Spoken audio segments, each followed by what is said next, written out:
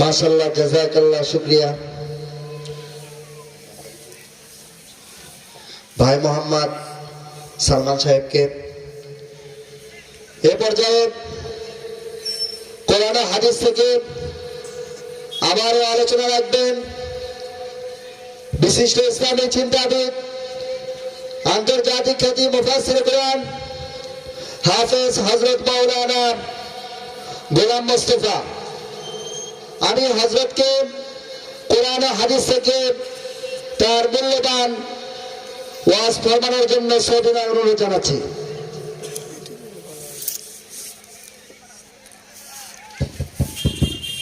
আসসালামু আলাইকুম ওয়া রাহমাতুল্লাহি ওয়া বারাকাতুহু। ইন্নাল হামদালিল্লাহি ওয়াহদাহু ওয়াস-সালাতু ওয়াস-সালামু আলা মান লা নাবিয়্যা বা'দাহু। أما بعد فأعوذ بالله من الشيطان الرجيم. بسم الله الرحمن الرحيم. يا أيها الذين آمنوا استعينوا بالصبر والصلاة إن الله مع الصابرين.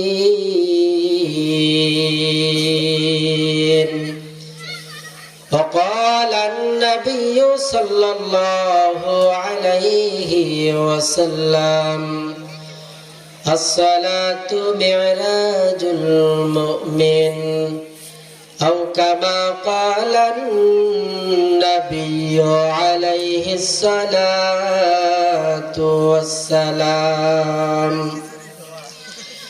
ميدوره مجبوره أي سيد عالم. ميدوره مجبوره أي سيد عالم. दीदार दिखा दे नहीं आवाज सुना दो.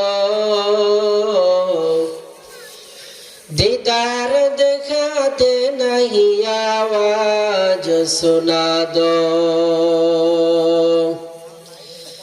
मैं सूरत यूसुफ को नहीं चाहने वाला. मैं कैसे के मानंद नहीं आशिक लैला. मैं आशिक मौला मेरा इश्क दवाना. ये जुमला जहां जिसके तजल्ली से उजाला. ये जुमला जहां जिसके तजल्ली से उजाला. ला इलाहा इल्लल्लाह. मोहब्बत जिक्र करी. ला इलाहा इल्लल्लाह. ला इलाहा इल्लल्लाह. ला इलाहा इल्लल्लाह. لا إله إلا الله. لا إله إلا الله. لا إله إلا الله. لا إله إلا الله. لا إله إلا الله মুহাম্মাদুর রাসূলুল্লাহ। আলহামদুলিল্লাহ। হাটগাড়ি মধ্যপাড়া জামে মসজিদ যুব সমাজ কর্তৃক আয়োজিত বিশাল এই ইসাল সব সভা আজ 9 ডিসেম্বর 2024 বরকতপূর্ণ এই মজলিসে কথা বলে যিনি আপনাদেরকে ধন্য করবেন হাফেজ কারি মাওলানা মুফতি আমিনুল ইসলাম যুক্তিবাদী, ঢাকা। হুজুর ইতিমধ্যে এসে গিয়েছেন আলহামদুলিল্লাহ। ক্রমান্বয়ে সমস্ত ওয়াইজগণ আমাদের মাঝে চলে আসবেন ইনশাআল্লাহ। আমি কোরআনুল কারীমের আয়াতের মধ্যে হতে একটি আয়াতে কারীমা তেলাওয়াত করেছি। আয়াত ও হাদিসকে সামনে রেখেই সময়ের সংক্ষিপ্ত পরিসরে কিছু কথা বলার চেষ্টা করব ইনশাআল্লাহ। যে আয়াতে কারীমা তেলাওয়াত করেছি, আয়াতের ভিতরে আল্লাহ পাক বর্ণনা করেন, ইয়া আইয়ুহাল্লাযীনা আমানু ইসতাঈনু বিস-সাবরি ওয়াস-সালাহ। ইয়া আইয়ুহাল্লাযীনা আমানু ও ঈমানদার, ইসতাঈনু বিস-সাবরি ওয়াস-সালাহ, তোমরা নামাজের মাধ্যমে আর ধৈর্যের মাধ্যমে আল্লাহ পাকের কাছে চাও, তাহলে চাইতে দেরি হবে, পাইতে দেরি হবে না। বড় দুঃখজনক হলেও সত্য, আজকে আমরা মুসলমান, আমাদের মধ্যে নামাজও নাই, ধৈর্যেরও খবর নাই। কথা বলেন ঠিক কিনা? নামাজ নেই আমাদের, অথচ আল্লাহ পাক রাসূল বলেছেন কাফেররা মুসলমানদের মধ্যে ব্যবধান হলো নামাজ। যে মুসলমান সে নামাজ আদায় করে, আর যে কাফের সে নামাজ তরক করে। আমার আপনার জিন্দেগি থেকে কত ওয়াক্ত নামাজ ছুটে গিয়েছে, এর কোনো হিসাব আছে? হিসাব নেই। আমার আপনার পকেট থেকে যদি 1000 টাকা হারিয়ে যায়, সারাদিন আর কাজ কর্ম করি না, শুধু পেরেশানি আর চিন্তা ভাবনা করি 1000 টাকা কি হইল আমার। যদি 1 লক্ষ টাকা হারিয়ে যায়, তাহলে তো 3-4 দিন বিছানায় থেকে ওঠে না। কথা বলেন ঠিক কিনা? দুনিয়ার একটু ক্ষতির কারণে যদি আমার আপনার এই হালত হয়, আল্লাহ পাক রাসূল বর্ণনা করেন যে ব্যক্তির 1 ওয়াক্ত নামাজ ছুটে গেল, সে জাহান্নামের দিকে ধাবিত হয়ে গেল। তাকে 2,88,00,000 বছর জাহান্নামের আগুনের ভিতরে জ্বলতে হবে। এজন্য নামাজের ব্যাপারে খুব যত্নবান হওয়া চাই আমাদের। আল্লাহ পাকের রাসূল বর্ণনা করেন, বেনামাজীদেরকে আল্লাহ তাআলা সর্বমোট 15টি আযাব আর শাস্তি প্রদান করে। এর মধ্যে আল্লাহ তাআলা দুনিয়াতে 5টি শাস্তি দেন, আর মৃত্যুর সময় 3টি শাস্তি দেন। আর অন্ধকার কবরের বাড়িতে মানুষকে যখন রাখা হয়, ওই সময় আল্লাহ তাআলা ওই কবরের ভিতরে বেনামাজিকে 3টি শাস্তি দেন। আবার কিয়ামতের দিন ইসরাফিল আলাইহিস সালামের সিংহার ফুৎকারের মাধ্যমে যেদিন মানুষগুলো উঠে ওই কিয়ামতের মাঠের দিকে যাইতে থাকবে, ওই ময়দান হয়ে যাবে বড় ভয়াবহ। আল্লাহ তাআলা কাহারিয়াতের রূপ ধারণ করে বিচারের সিংহাসনে বসে যাবেন। আল্লাহ তাআলার সামনে দাঁড়ানোর মতো কেউ নাই। এমন কঠিন কিয়ামতের দিন আল্লাহ তাআলা ওই বান্দাকে 3টি শাস্তি দিবে। বেনামাজিকে আল্লাহ তাআলা কবরের ভিতরে 1 নম্বর শাস্তি প্রদান করবেন। বেনামাজির কবরটাকে আল্লাহ তাআলা সংকীর্ণ করে দিবেন। কেমন সংকীর্ণ করে দিবেন জানেন? ওই কবরের 1 পাঁজরের মাটি আর 1 পাঁজরের সঙ্গে লেগে যাবে। মাঝখানে মানুষ যে থাকবে, যে লাশ থাকবে, ওই লাশটার একটা হাড় আর একটা হাড়ের ভেতরে প্রবেশ করবে। কবর বড় ভয়ানক জায়গা। রাসূল আকরাম সাল্লাল্লাহু আলাইহি ওয়াসাল্লামের আদরের মেয়ে ফাতেমা যখন ইন্তেকাল করে, যিনি জান্নাতের নারীদের সরদার, যিনি হাসান হুসাইনের মা, যিনি রাসূলের কলিজার টুকরো মেয়ে, হযরত আবু যর কবর খুঁড়তে গেছে। যাওয়ার পরে ডাক দিয়ে বলছে, কবর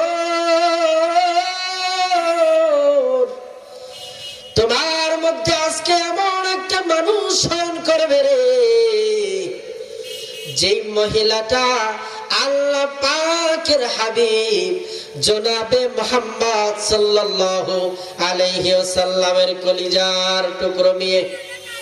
শুধু এই পরিচয় শেষ নয়, তিনি জান্নাতের নারীদের সরদারিনী, তিনি হাসান হুসাইনের মা, তিনি শেরে খোদা আলী রাদিয়াল্লাহু তাআলা আনহুর স্ত্রী। সঙ্গে সঙ্গে কবরের জবাব খুলে গেছেন। আর ডাকতে বলে হুজুর, আমি কবর এমন একটা গর্ত রে, আমার কাছে কারো কোনো পরিচয় চলে না। কে কবরের ভিতরে আসলো, নবীর মেয়ে নাকি হাসান হুসাইনের মা, নাকি জান্নাতের নারীদের সরদারিনী? আমি কবরের কাছে পরিচয় চলবে না, আমি কবরের কাছে চলবে তার আমল নামার ভিতরে আমল আছে কিনা। যদি আমল নামার ভিতরে আমল থাকে, তাহলে আমি কবর তার জন্য জান্নাতের বাগান হয়ে যাব। আমার মধ্যে আমল না থাকে, তাহলে আমি কবর তার জন্য প্রাথমিক জাহান্নামের গর্ত হয়ে যাব। কবরের কাছে কোনো পরিচয় চলে না। যেই ব্যক্তি বেনামাজি হবে, আল্লাহ পাক রাসূল বর্ণনা করেন কবর তার জন্য সংকীর্ণ করে দেওয়া হবে। আর এই কবরের ভিতরে আল্লাহ তাআলা তাকে আযাব দেওয়ার জন্য একটি ফেরেশতা নিযুক্ত করবেন, যেই ফেরেশতা চোখেও দেখে না, যেই ফেরেশতা কানেও শোনে না। ওই ফেরেশতার হাতে বড় একটা পাথর থাকবে। ওই বেনামাজি বান্দাটাকে পাথর দ্বারা একবার যখন আঘাত করা হবে, পুরা মাথাটা চূর্ণ বিচূর্ণ হয়ে চতুর্দিকে ছেঁড়া ছটাইয়া যাবে। আল্লাহ পাকের রাসূল যেদিন মেরাজে চলে গেলেন, যাওয়ার পরে ওই জাহান্নাম জান্নাত আল্লাহ তাআলা পয়গম্বরকে সব দেখালেন। জান্নাতের ভেতরে যে আযাবটা আমার পয়গম্বরকে দেখালেন, তাকিয়ে দেখে তার মাথাটাকে চূর্ণ বিচূর্ণ করা হইতেছে। আল্লাহর পয়গম্বর ডাকতে বলল, জিবরাইল আমাকে জানিয়ে দাও কোন গুনাহের কারণে এই মানুষের সঙ্গে জাহান্নামীর সঙ্গে আচরণ করা হয়। জিবরিল আমিন ডাকতে বলল, আল্লাহর নবী, যে সমস্ত উম্মতগুলো, যে সমস্ত বান্দাগুলো দুনিয়াতে নামাজ আদায় করে নাই, ওই সমস্ত বান্দাদেরকে আল্লাহ তাআলা গজব আর আযাব দেওয়ার জন্য যে ফেরেশতা নিযুক্ত করেছে গো নবী, ওই ফেরেশতার চোখ কানা কান ঠোসা, বান্দা যতই চিল্লাক না কেন, বান্দা চিল্লাইতে চিল্লাইতে অবস্থা বড় খারাপ হয়ে যাবে। এরপরে ওই ফেরেশতা যখন পাথরই মারার পরে আবার সেই পাথরটা আনতে যাবে, পাথর নিয়ে আস্তে আস্তে বেনামাজির পুরো মাথাটা আবার আগের মতো হইয়া যাবে। এইরকম করে করে কিয়ামত পর্যন্ত ওই বান্দাটাকে আল্লাহ তাআলা কবরের বাড়িতে এরকম গজব আর আযাবের ব্যবস্থা করবে। বিচার শেষ হয়ে যাওয়ার পরে আল্লাহ তাআলা ডাক দিয়ে বলবে, বান্দারে, আমি দুনিয়াতে মানুষ পাঠাইছিলাম আমার ইবাদতের জন্য, ইবাদত করেছো তো তোমাদের জন্য জান্নাত। ইবাদতের ভিতরে সর্বোত্তম ইবাদত হলো নামাজ। বান্দা নামাজ পড়ো নাই, তোমার জন্য ওই জাহান্নামের আগুন। আল্লাহ তাআলা জানিয়ে দিবেন, বান্দা, সমস্ত বান্দাগুলো সিজদায় লুটিয়ে পড়ো, রুকুতে লুটিয়ে পড়ো। যেই সমস্ত বান্দাগুলো দুনিয়াতে নামাজ আদায় করেছে, আজান হয়ে যাওয়ার সঙ্গে সঙ্গে নিজেদেরকে মসজিদে শামিল করেছে, ওই সমস্ত বান্দা ব্যতীত আল্লাহ তাআলা কাহারিয়তের রূপ ধারণ করে বসে যাবেন। আল্লাহর সামনে রুকু দিতে পারবে না, আল্লাহর সামনে সিজদাও দিতে পারবে না।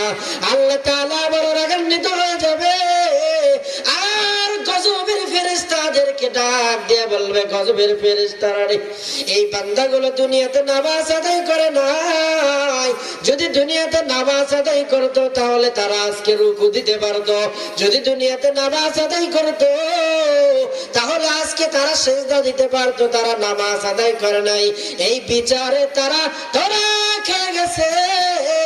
তাড়াতাড়ি তাদেরকে ওই জাহান্নামের আগুনের ভিতরে নিক্ষিপ্ত করে দাও।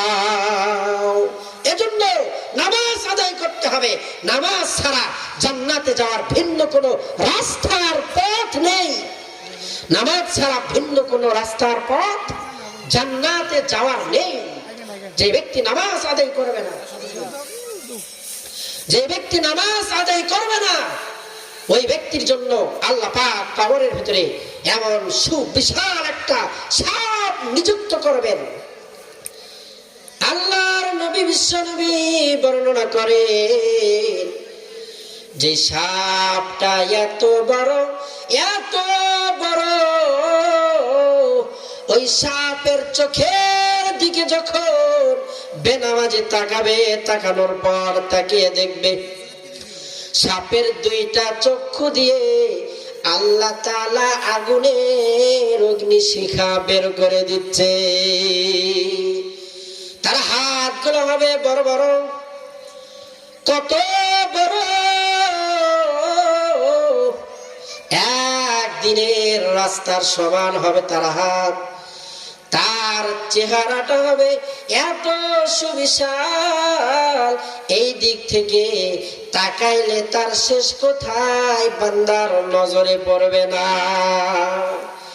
ওই বান্দা বেনামাজিকে দংশন করবে আর বলবে, বান্দারে বেনামাজি, আমার মালিক আল্লাহ তাআলা তোকে আযাব দেওয়ার জন্য, তোকে দংশন করার জন্য ফজর থেকে জোহর পর্যন্ত তোকে দংশন করার জন্য আল্লাহ তাআলা আমার এখানে ফিট করে দিয়েছে রে বান্দা। তুমি জোহরের নামাজ আদায় করো নাই, আল্লাহ তাআলা জোহর থেকে আসর পর্যন্ত তোমাকে দংশন করার কথা বলেছেন। আসর নামাজ আদায় করো নাই, মাগরিব আদায় করো নাই, এক ওয়াক্ত নামাজ থেকে আর এক ওয়াক্ত নামাজ পর্যন্ত তোমাকে শাস্তি দেওয়ার কথা বলা হয়েছে। হাদিসের ভেতরে আসছে, এই সাপ যখন মানুষকে একটা বার দংশন করবে, সঙ্গে সঙ্গে জাহান্নামী 70 হাত মাটির নিচে চলে যাবে। আবার ওই সাপটি যখন দংশন করার পরে মাথাটা উপরের দিকে দিবে, গজবের ফেরেশতারা 70,000 ফিট নিচের গর্ত থেকে টান মেরে আবার বেনামাজিকে উঠাবে। উঠানোর পরে আল্লাহ তাআলা সাপকে আবার নির্দেশ করবে, আবার এই বেনামাজিটাকে শাস্তি দাও। সাপের জবান খুলে যাবে, ও দয়ার মালিক, কতদিন পর্যন্ত এই বান্দাটাকে আমি এই রকম ভাবে শাস্তি প্রদান করব? আল্লাহ তাআলা জানিয়ে দিবে, সাপ ওই বান্দা এত নিমুখ হারাম, আমি আল্লাহ তাআলা ওই বান্দার জন্য দুনিয়ার সব কিছু সৃষ্টি করেছিলাম আর বলে দিয়েছিলাম সব আমি বান্দার জন্য সৃষ্টি করেছি, আর আমার বান্দা তোমার আমার ইবাদতের জন্য সৃষ্টি করেছি। ওই বান্দাকে সাপ তুমি কিয়ামত পর্যন্ত দংশন করতেই থাকো, কোনো বিরতি নাই, কোনো বিরতি নাই। এজন্য নামাজের ব্যাপারে